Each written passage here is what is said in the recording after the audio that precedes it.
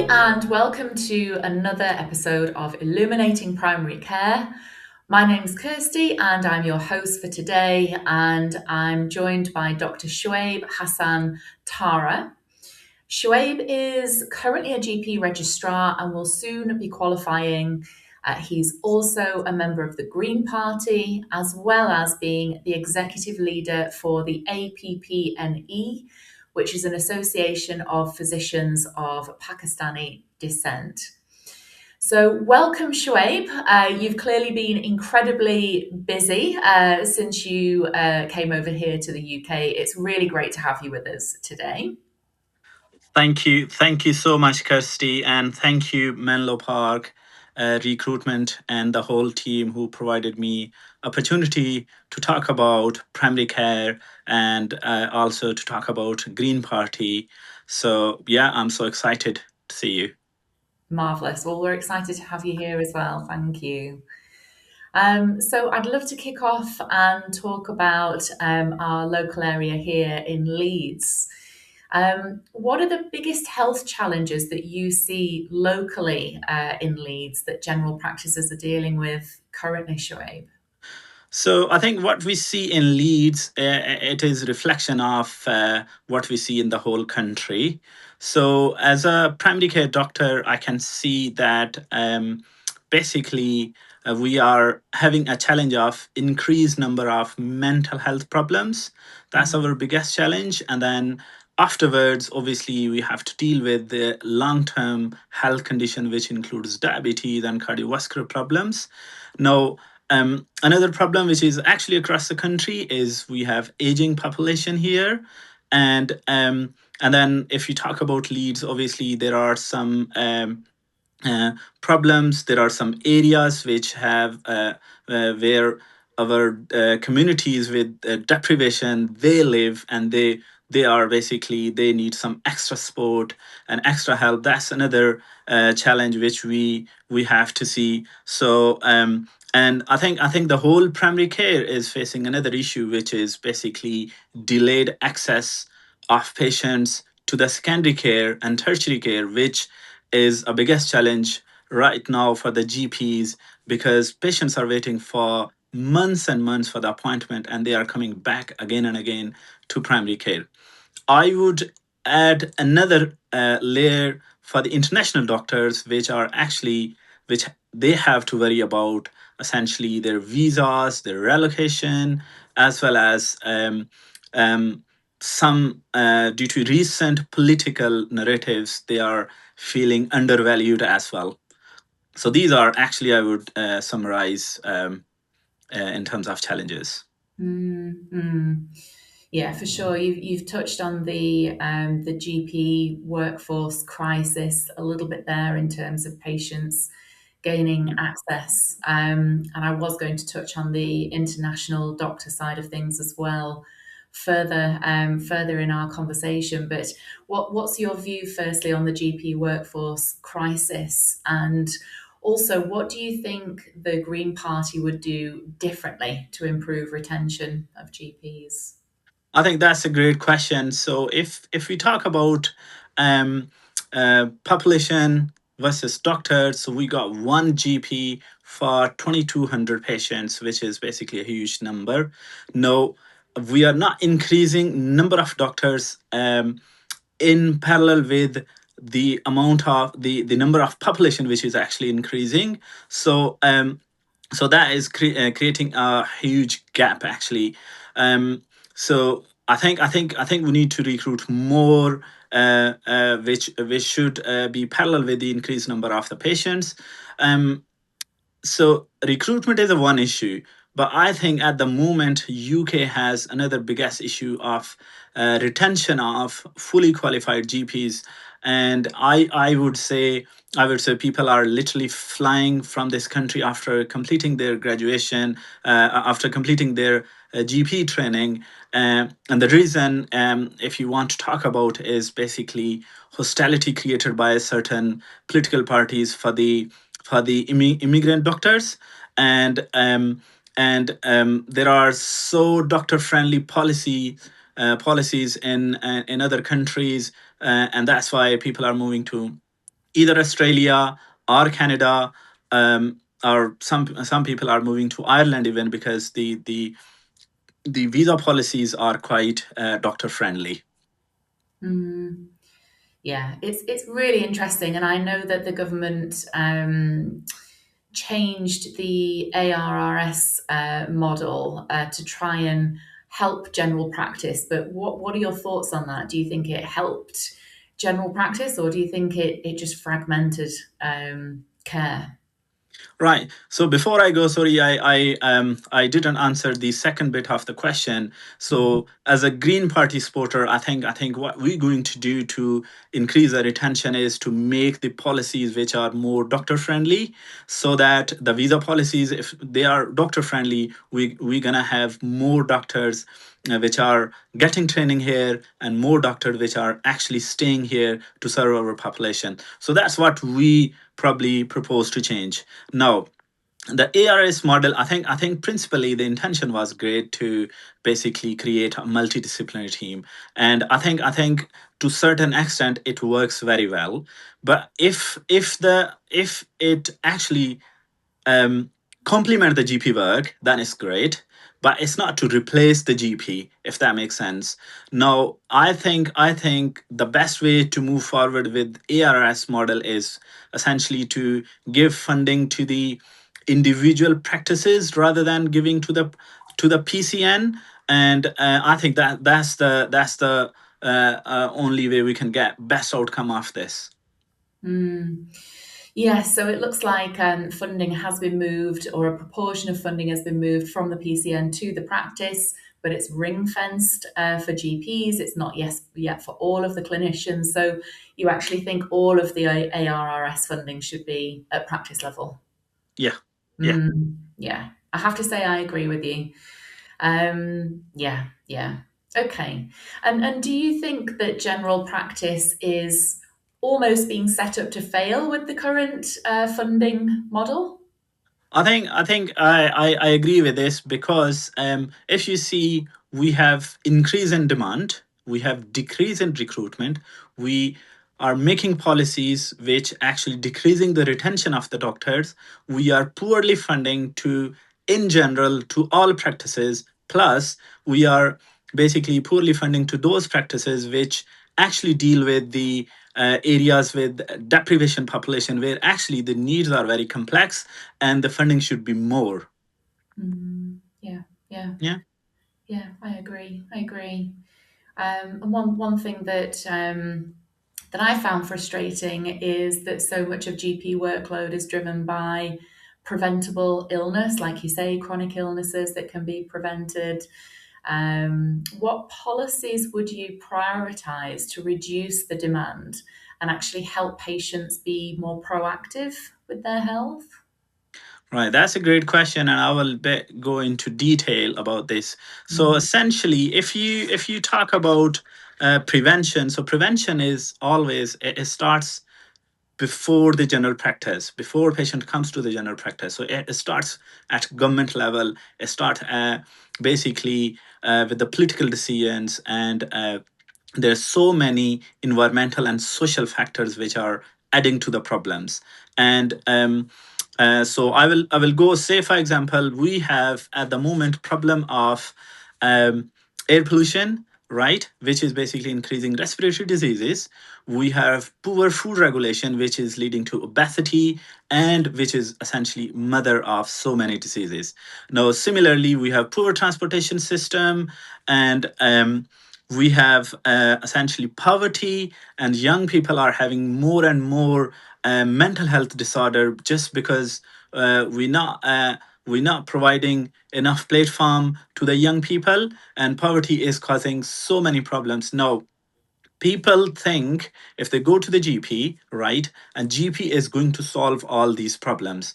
Um, no, these problems are essentially created by bad health policies at government level.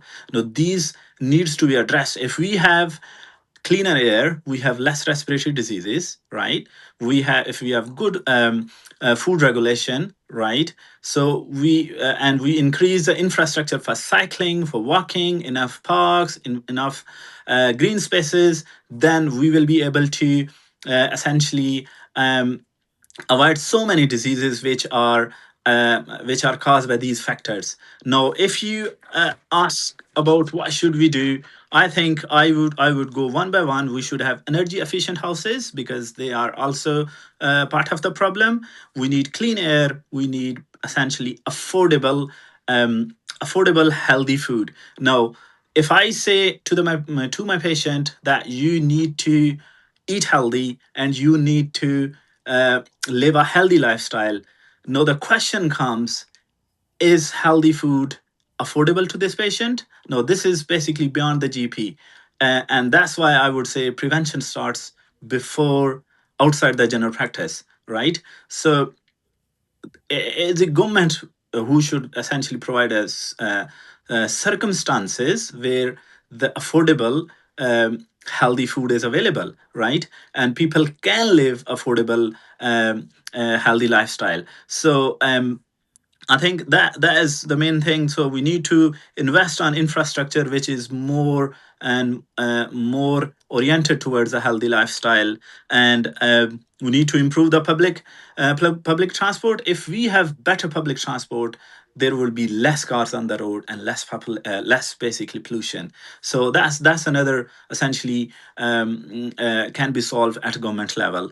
Now, I would say the better funding of primary cares is also one of the factors which can help in the prevention.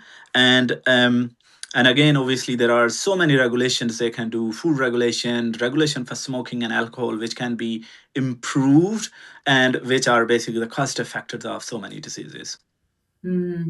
Yeah, there really has to be a bigger picture approach, doesn't there, that Yeah. carries through from the government to healthcare, a lot more education than what's possible now, I think, in general practice.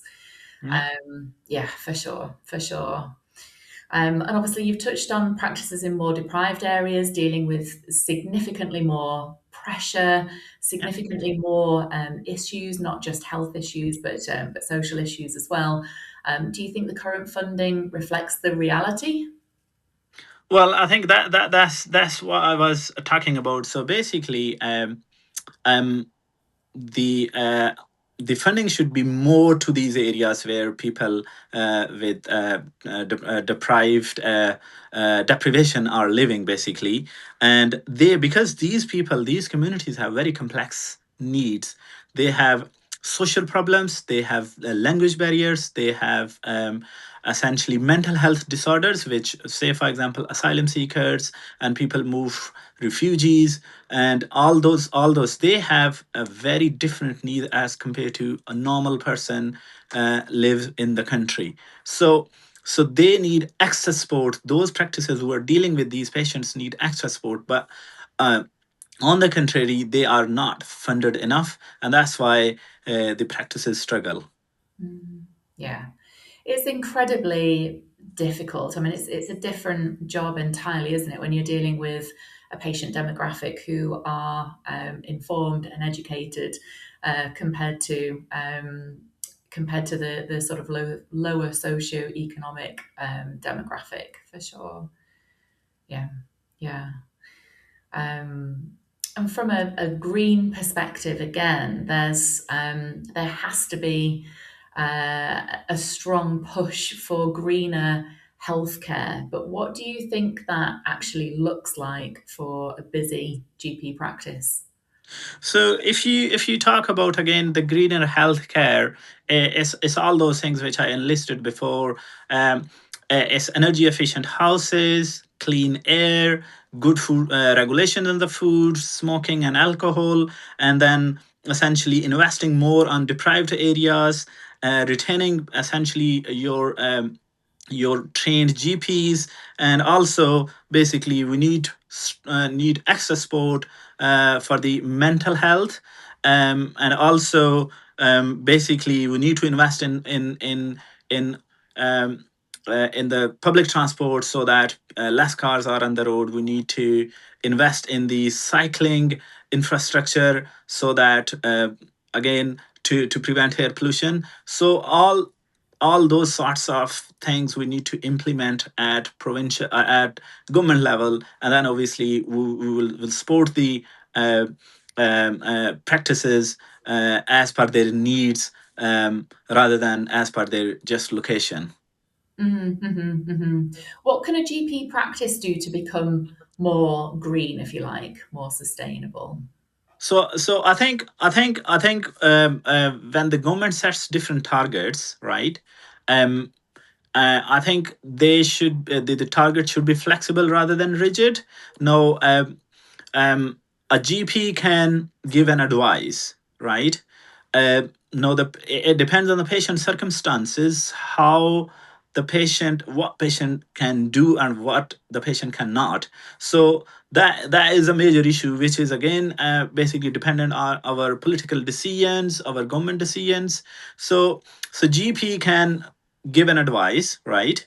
But the rest of the things are basically totally dependent on what the overall circumstances of that person is. Yeah, yeah, yeah. I think there's a bit of a disconnect between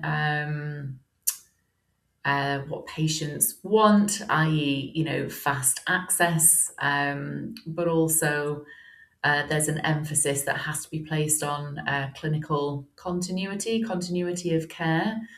Yeah. What do you think is the right balance that's not necessarily being struck at the moment? Yeah. So I think that's really lovely question, and more number of patients when we see them second or third time, right? They love to see the person they have already seen, right? So continuity of care is very important, which is usually neglected by government officials. They are not so basically they're counting the numbers, how many new patients have been seen.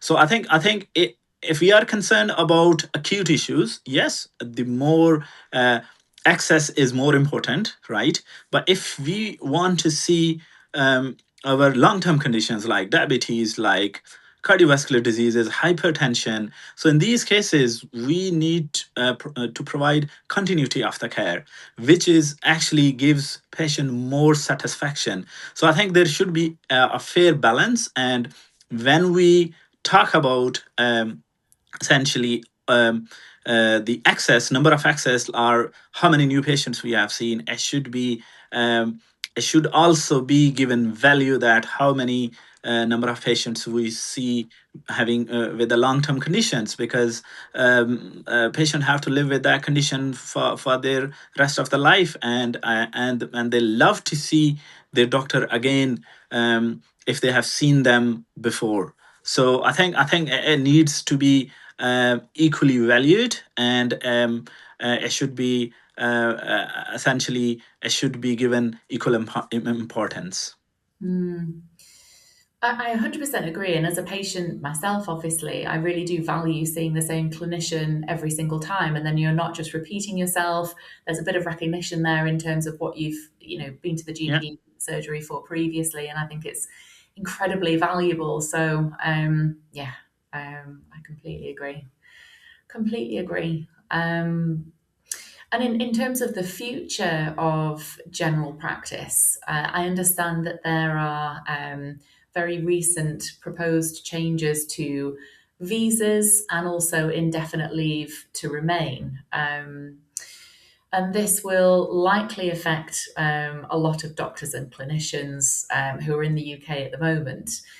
Can you share your thoughts as to how this is affecting GP recruitment and retention? I know you touched on this earlier. Yeah, I think that's very important question. As an international doctor myself, as well as all those international doctors which are working for NHS, this is a very important question, and which government needs to understand this.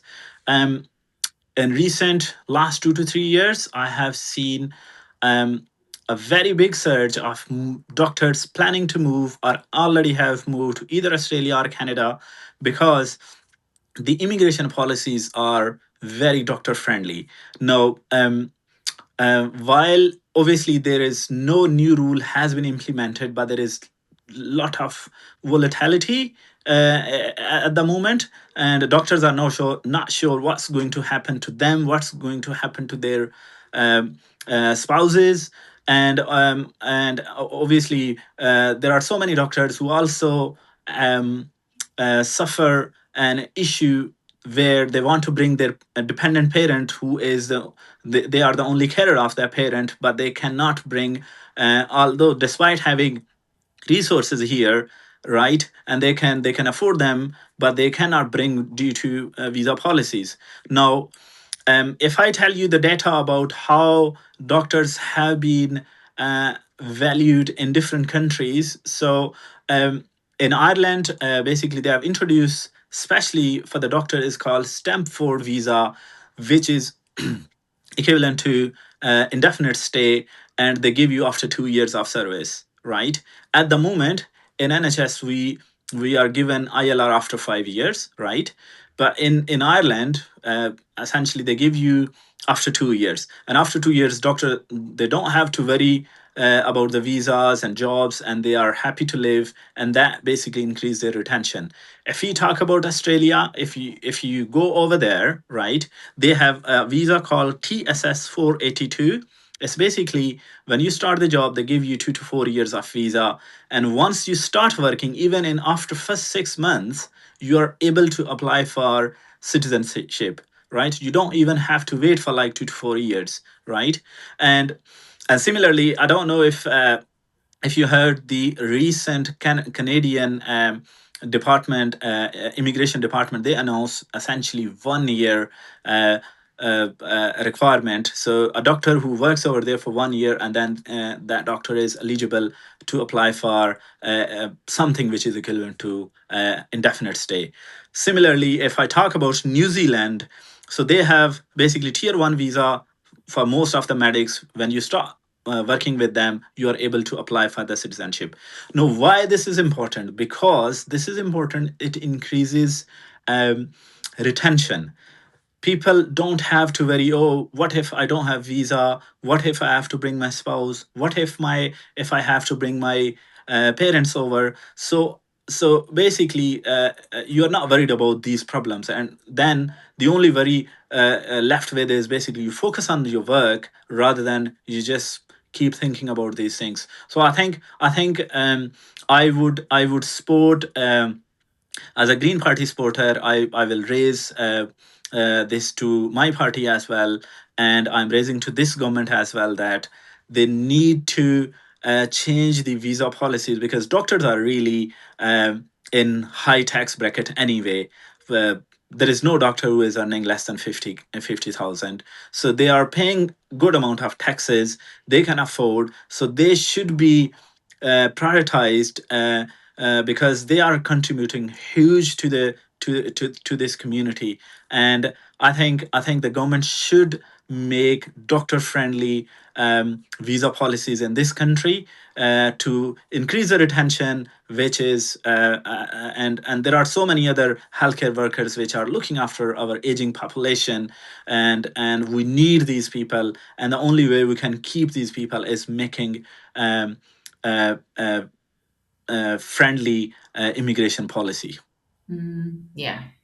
Yeah, it's so clear, isn't it, that the likes of Australia and Canada are just a lot more welcoming, a lot warmer to doctors, and they recognise the importance of them, which seems to be have been lost a little bit in the UK, which is such a shame, because we absolutely need international doctors in the UK. The NHS would collapse without them. So um, yeah, you may have already answered this question already, but I'm going to ask it again just for absolute clarity, Shoaib. If you could implement one policy tomorrow that Yeah. would make a meaningful difference to general practice in the UK, what would it be? Right. I think I would increase the funding of those practices which are dealing with people with deprivation. Mhm. Right. So that's the one thing I would definitely do, and the second thing is, I would again I'm focusing on essentially the visa policies to increase the retention, uh, which is gonna help in the retention of the doctors, which is gonna make huge difference. Otherwise, we're gonna keep losing doctors. Yeah, I agree. I agree. And what do you think politicians most misunderstand about working in general practice? Right. So yeah, so general practice is quite different. It's not like you see a patient, you ask about the symptoms, you diagnose, and then you write a medication and that's it. It's not general practice. So we are dealing with lots of uncertainty of the patient. We have to basically think about acute as well as long-term problem this patient, whichever patient we see, we have to see what are the long-term conditions, what are the acute issues, and then we have to look for the family structure of the patient. We have to basically think about the safeguarding issues, and basically what are the family dynamics, and also we need to think about how we can prevent to happen certain diseases, say if there is any epidemic, etc. So we have to keep in mind the prevention, and essentially we have to coordinate with so many different services to manage just one patient, including social prescribers, including hospitals. So there is lots going on which essentially politicians miss, which a general practice doctor is doing. Mm-hmm. Yeah, it's so much more holistic, isn't it? That Yeah, you can yeah, realistically achieve in a 10-minute appointment, and it's not just, new patient, yeah, new patient, new patient. It's their whole lifestyle, their whole support system, that yeah, will, help them from, not having to go to the GP, but also not having to go to the hospital. This is something that sits quite closely with me at the moment. My dad is type 2 diabetic, and had an episode recently, and yeah, it feeds into the whole future care of the patient, and that understanding is missing, unfortunately. yeah. Yeah, yeah. Is there anything else that you'd like to share whilst we're on these quite crucial hot topics, Shoaib? So I think I will talk a little bit more about politics now. So we talk about enough about the general practice. So I think the one thing which one of the party has done for the international doctor is they have created a feeling of being undervalued, and they have created hostility in the environment, which is basically all even the doctors, they are quite concerned, right? And that's also basically giving a push to move somewhere outside this country. And I really appreciate Zach Polanski, um, and Hannah Spencer, as well as the whole Green team, because they are essentially promoting the politics of love and kindness rather than hate and division. So I think we need this party, and from your forum, I would definitely send a message to all those people who are listening that the true British values are not hate and division, but it's love and kindness and the welcoming nature. So essentially, we need to support Green Party. We have to stop people who are promoting hate and division and hostility. It's not in best interest of this country. It's not our big issue. The immigration, which is being shown as a biggest issue, and here I'm not supporting illegal immigration at all, but immigration is not our problem. And our major issues are basically the ones which we have discussed before, as providing the better infrastructure, and as basically taxing the super rich, and basically reducing the uh, inequality between the people, and which is the only party is a Green Party. It's literally a ray of hope, and we all should support Green Party, and so that we're not in a situation where we create hostility and destroy this country by some billionaires and millionaires. Yeah. So that's Mhm. my message.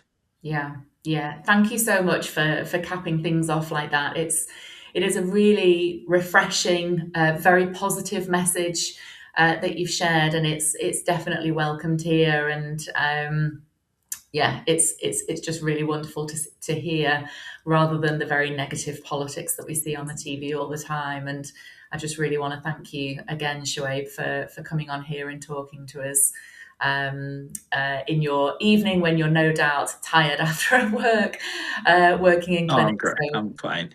thank you No, so much. thank you so much for providing me opportunity. Yeah, and I'm very thankful to you and your team, and you guys are doing great job, and I'm always here for future as well. Brilliant. Yeah, Thank you thank so you, much. thank you. Thanks.